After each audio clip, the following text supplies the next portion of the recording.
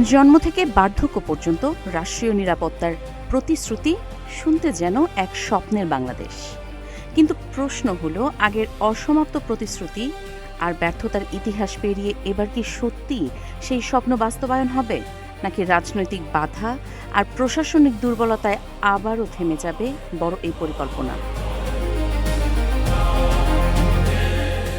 আসছে 2026-27 অর্থবৎসরের বাজেটে সরকার ঘোষণা দিতে যাচ্ছে লাইফ সাইকেল ভিত্তিক সামাজিক নিরাপত্তা কাঠামোর, যেখানে গর্ভাবস্থা থেকে শুরু করে শিক্ষা, বেকারত্ব এবং বার্ধক্য পর্যন্ত একজন নাগরিককে ধাপে ধাপে সহায়তা দেওয়ার কথা বলা হচ্ছে।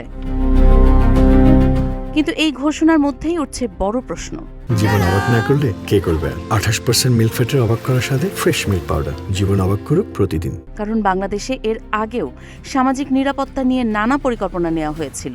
2015 সালেও লাইফ সাইকেল ভিত্তিক নিরাপত্তা কৌশল তৈরির উদ্যোগ হয়েছিল, কিন্তু শেষ পর্যন্ত তা বাস্তবায়নের মুখ দেখেনি। বিশেষজ্ঞরা বলছেন, বর্তমান সামাজিক নিরাপত্তা ব্যবস্থার বড় সমস্যা হল সমন্বয়ের অভাব, অনিয়ম এবং রাজনৈতিক প্রভাব। অনেক প্রকৃত দরিদ্র মানুষ সুবিধা পান না, আবার অযোগ্য ব্যক্তিরা তালিকায় ঢুকে যান।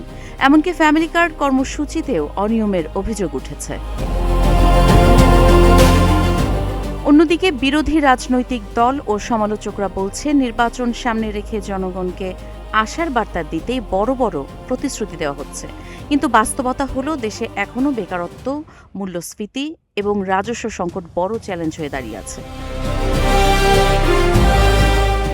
সরকার যদিও বলছে 2032 সালের মধ্যে সব নাগরিককে সামাজিক নিরাপত্তার আওতায় আনা হবে, এজন্য বাড়ানো হচ্ছে সামাজিক নিরাপত্তা খাতের বরাদ্দ। তবে অর্থনীতিবিদদের সতর্কবার্তা পরিষ্কার, স্বচ্ছতা, জবাবদিহিতা আর শক্তিশালী অর্থনৈতিক সক্ষমতা ছাড়া এই পরিকল্পনা সফল হবে না।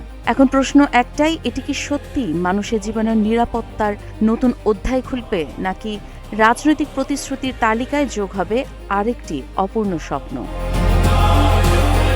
কাজী ইশরাত জাহান দৃষ্টি, নাগরিক প্রতিদিন।